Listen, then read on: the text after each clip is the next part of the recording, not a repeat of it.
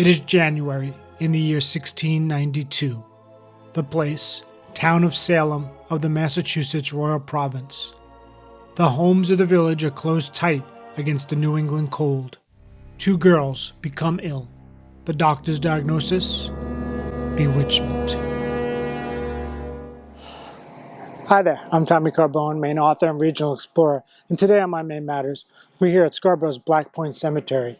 And it's our starting point for a series of stories that were told to Maine historian and author Fannie Hardy Eckstorm on beliefs in the supernatural by a Libby descendant. So come on, let's go explore.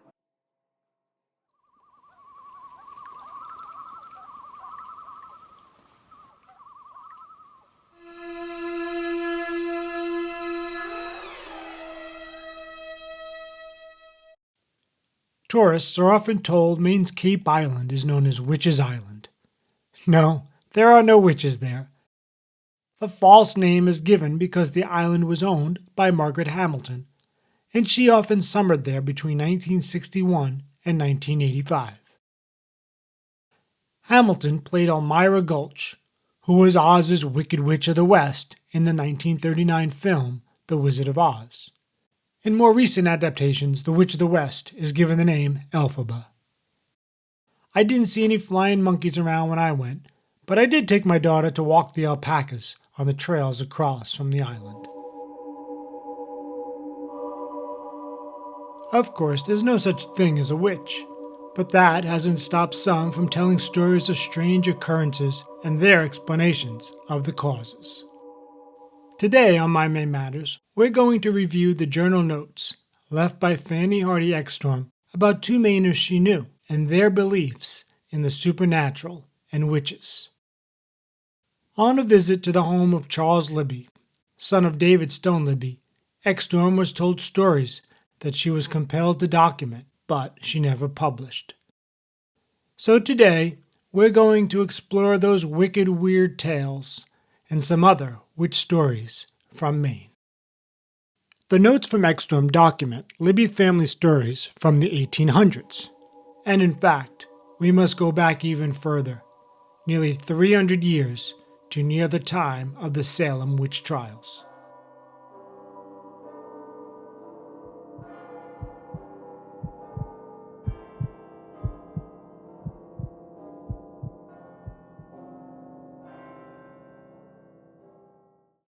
"40 miles south of Witch's Island, by the way a monkey would fly, is Black Point, and what was known in the late 1600s as Libby's Neck.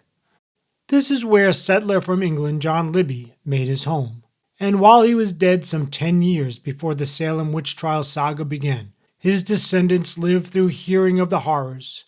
And, as we'll hear, beliefs in witches persisted 6 and 7 generations down the John Libbey line. John Libbey was born in England about the year 1602. He arrived to the province of Massachusetts around 1635 and settled at Black Point in Gorges Patent, in what would near 200 years later become officially the state of Maine. John Libbey was a Scarborough constable in 1664, and his name stands first of the 4 selectmen in a town grant bearing the date 1669. His descendants spread far from the farm in Scarborough. The number of descendants was estimated in 1882 by the family historian. He figured that from John and his 2 wives, over 300,000 individuals had originated even by that time. Although the family historian documented a good deal about the early Libbey members from the 1600s, actual burial locations are unknown. It is suspected that most all of the early settlers in the 1600s and the early 1700s were buried in unmarked graves around the town of Scarborough, usually on family homesteads. And while there are a few early markers here at the Black Point Cemetery dating to the mid-1700s to recognize the lost locations of those early graves, the Libbey Family Association placed an historical marker on a rock along Black Point Road in honor of these early settlers. As an historical note, as of late 2024, the online site Find a Grave has a picture of stones located at Stevens Cemetery in Windham, Maine. The submitted note reads, "Perhaps John Libbey's marker is one of them." This is unlikely.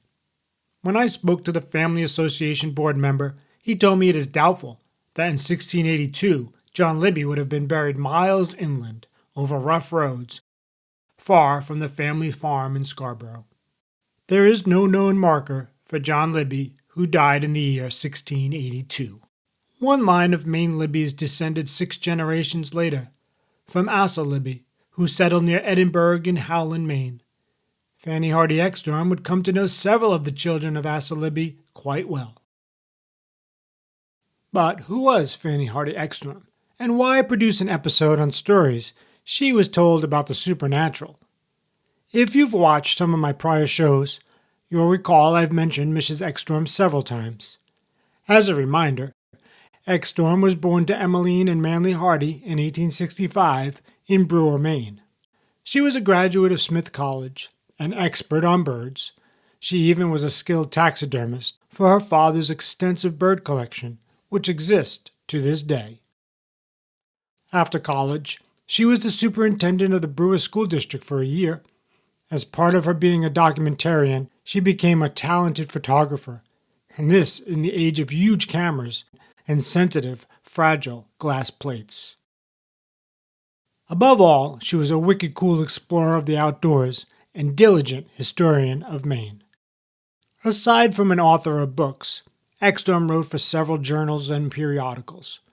The editor of Sprague's Journal of Maine History wrote, "The journal has been exceedingly fortunate in securing the services of Mrs. Eckstorm, one of Maine's talented writers, herself a lover of Maine's ancient history, and a historian and research worker faithful and efficient." Even those outside of Maine recognized Eckstorm's talent. Professor of English at the University of Massachusetts Audrey Rosalind Duckert wrote in a 1976 letter to the University of Maine's folklorist Edward Sandy Ives, "Mrs. Eckstorm, among her other good works and noble deeds, was an informant for the Linguistic Atlas of New England. You'll find her described as, of all things, a cultured informant." And so, while Eckstorm dealt mostly with factual events in Maine history, it is interesting that she documented these stories from the Libbey ladies about the supernatural and witches.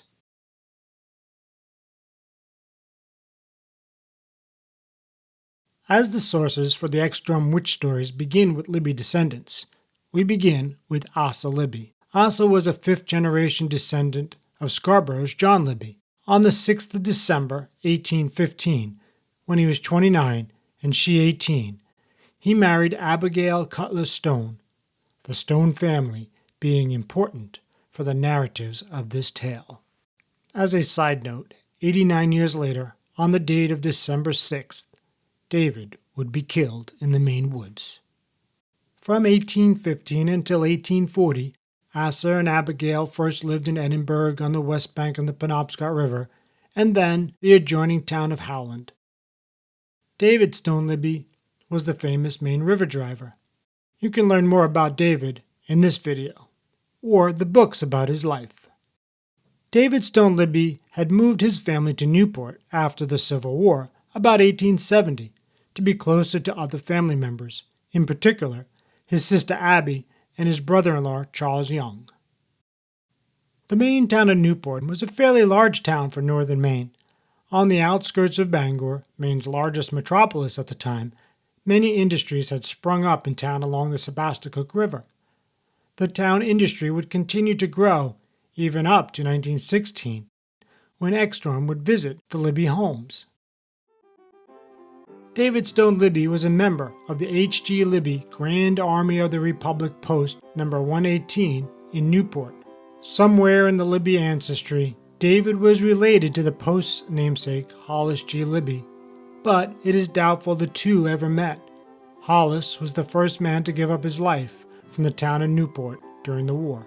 I discovered this envelope addressed to David for sale online with the invitation to the 1897 Memorial Day program. It is now part of My Maine History memorabilia. 220 years after the Salem witch trials, stories of witches continue to be told, even in Newport, Maine. In 1916, Fannie Hardy Eckstorm took the train from Brewer and traveled to Newport, Maine. she went to visit the Libbey descendants. There in Newport, she was told stories of the supernatural from Abbe Libbey Young, sister to David Stone Libbey, and Abbe's daughter, Maude Young. By that year, Charles Young had passed away, but David's son Charles was present. Eckstorm wrote in her journal, "The ladies firmly believed in witches.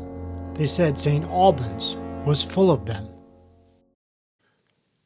Weirdly, there are many legends and stories of witches from St. Albans in Hertfordshire in England, but the ladies meant the small town 10 miles west of Newport, even now with only a population of a couple of thousand.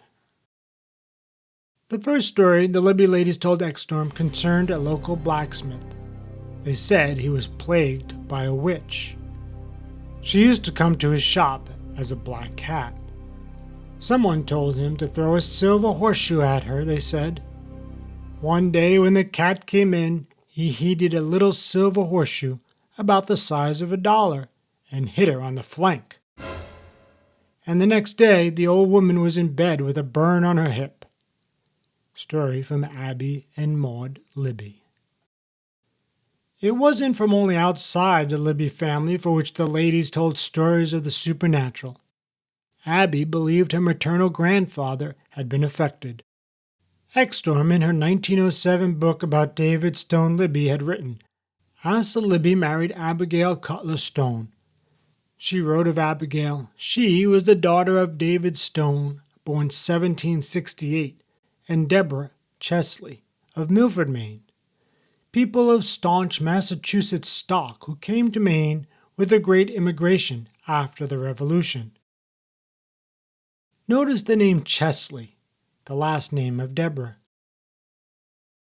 Assa Libby's son David would have a nephew, Chesley Knight Bonestell. His own son, Chesley Knight Bonestell Jr., was the famous science fiction illustrator. Bonestell's illustrations and paintings are said to have inspired some of the space program and early science fiction writing. During Eckstorm's 1916 visit, the ladies told her a different reason why Grandfather Stone moved to Maine. The Libbey ladies told Eckstorm this story. Grandfather Stone, father of Assa Libby's wife, Abigail Cutler Stone, was a cabinet maker and architect living near Boston. He was so witch-ridden that he moved far into northern Maine. He knew the old woman who did it. She would bridle and mount him and ride him all through the night, and in the morning he would be so lame he could hardly move, and the corners of his mouth would be so sore from the bridle she put in it. Eckstorm added in her notes, I have never heard of anyone being ridden by witches down here being down East Maine, but in York County, where the Libbey family first settled, it was believed. And George Wasson has a Kittery story, The Witch Bridal, with details. It wasn't only Wasson who documented the Witch Bridal stories. Benjamin Botkin, in his 1947 collection, A Treasury of New England Folklore, writes of an old house in Kittery, Maine. A part of the house was being torn down not long before his writing. There they found an old witch bridal between the interior walls and the outside boarding. He described it as being made from the hair of a horse's tail, with strands of tow, and the inside bark of a yellow birch. It was reported a woman was present who knew what it was, and so she seized it with tongs and threw it into the fire.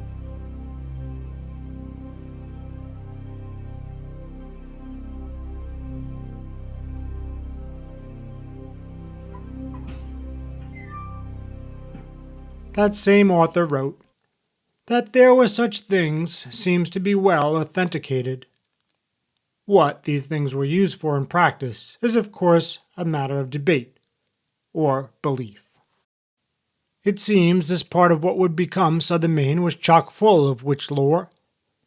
A well-known story is of the night Betty Booker hove a bridle round the neck of old Skipper Nate, and she rode him full to the Nubble and back to Kittery.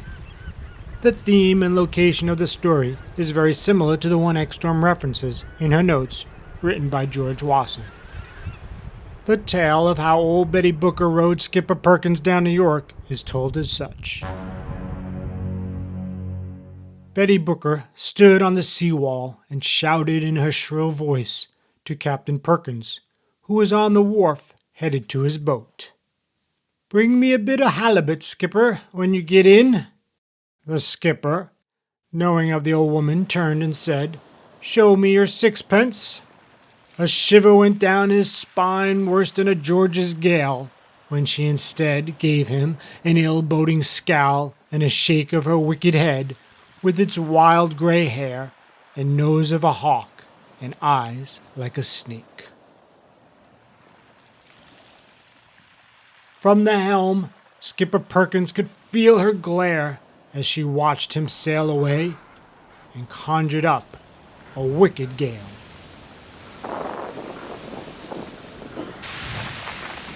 Skipper Perkins and his crew and vessel had an awful time at sea.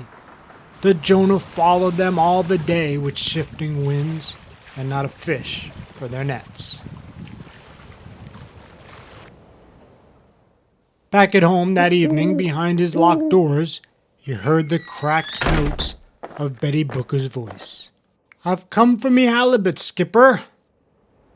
An unearthly wail came down the wind, and there was a scratching of 100 witch claws on his bedroom door, and again the cracked notes of Betty Booker's voice. "Show me my halibut, Skipper." The old sea captain's house shook. The door that was barred against the sea blew open in the gale. The wind rushed in and he felt the water across his face. He was pulled from his bed by the witches. They pounced on the skipper, stripped him naked, and while he cowered in fear, Betty Booker bridled him and pulled him out into the night. They rode poor old Skipper Perkins from Kittery to York to Nubble Island and back. Before the first cockcrow of the morning, Betty Booker threw him back in his wet bed and stood over him, saying, "Don't ever ask for sixpence again, Skipper." It is said he stayed in bed nursing his wounds for 3 weeks. With each subsequent trip to the sea, he always brought Betty Booker a bit of halibut. It is not known when the tale of old Betty Booker was first told, but certainly between the Salem witch trials and the year Grandfather David Stone moved from Boston to what was then the province of Maine, such stories were told, or beliefs were held, throughout New England. Hi there, glad to see you're still here. That means you've been enjoying this content from My Maine Matters. And unlike PBS or Maine Public Broadcasting Network, I'll never ask you for any of your hard-earned tax dollars. But there is something you can do to help with this content, and that is please share the video. If you would, click that share icon, share it into your social media network, or copy the link and share it with a couple of friends.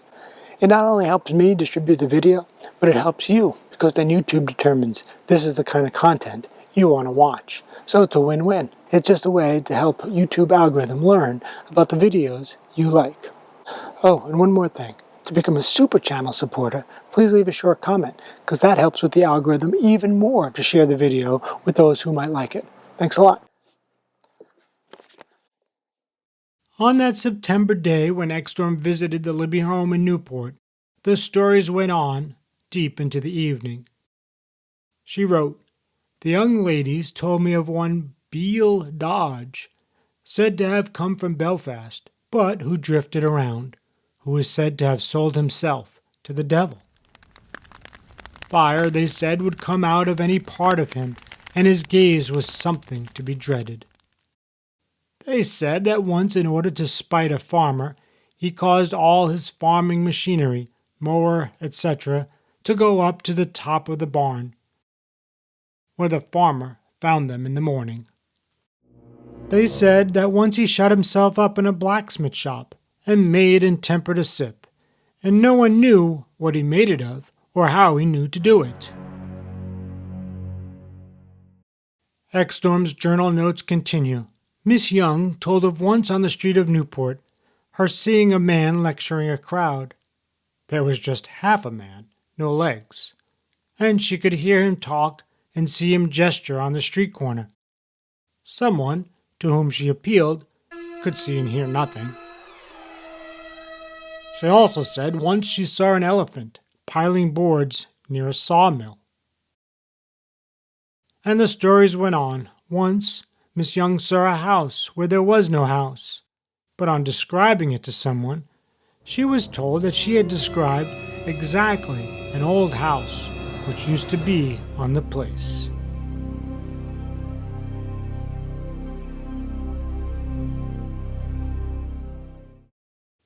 One of the eeriest stories of the evening was Mrs. Libbey telling she often saw David Libbey, her father-in-law after his death, sitting in his chair at home. It always seemed so natural, she said, that she never thought there was anything strange in it. It is always that way, said the others.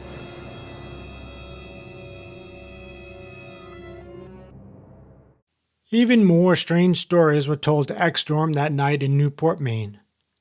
Her notes concluded with her writing, "The interest of these futile tales is not in themselves, but in their being believed in by people of high intelligence within very recent years."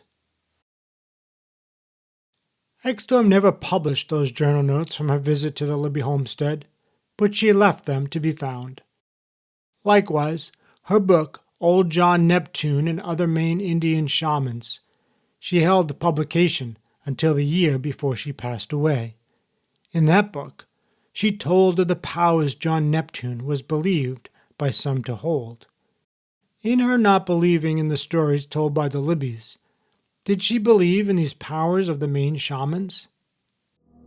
That is a story for another time.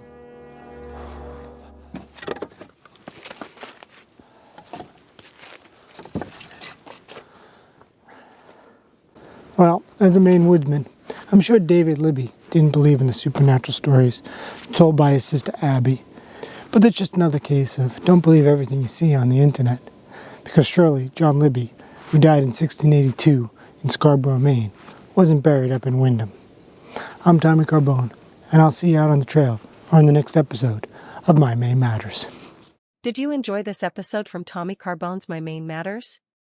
Then please like, share, subscribe, and leave a comment below. And be sure to check out these great reads set in Maine. The Moosehead Mystery Series, set in the region around Maine's Moosehead Lake, will keep you in suspense while introducing you to the North Woods of Maine. I Am Penobscot, a novel covering the adventurous life of river driver, soldier, and writer, David Stone Libbey. And the novel, Avenging the Edward A. Horton, is based on the true events of the Gloucester Schooner Wars of the 1800s between the United States and Canada. The story has a Maine connection and even includes the character David Stone Libbey. And for even more fascinating reading, check out these books exploring Maine places, history, and characters from the past. You can find more information and links to Tommy's books at tommycarbone.com.